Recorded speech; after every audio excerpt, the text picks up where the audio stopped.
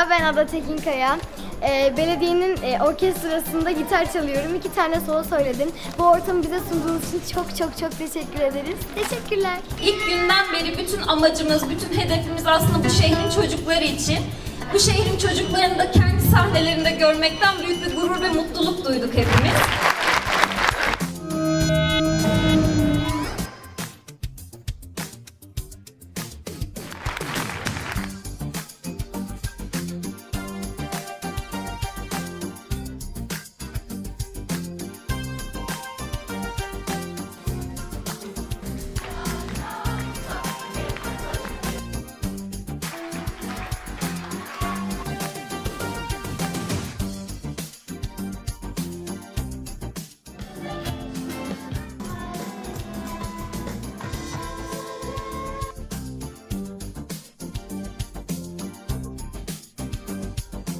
Bunun için çok çalıştık.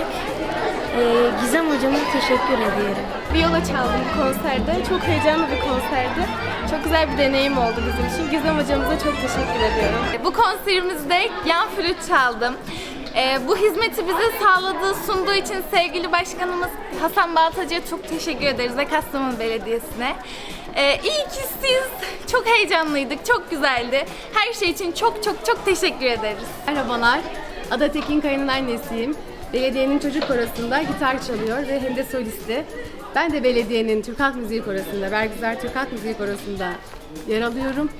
Kızımın da böyle bir ortamda olmasından çok büyük gurur duydum. Çok güzel bir akşamdı. Emeği geçen herkese teşekkürler. Yıldızlar Çocuk Orkestrası şefi Gizem Kapısoğlu ben.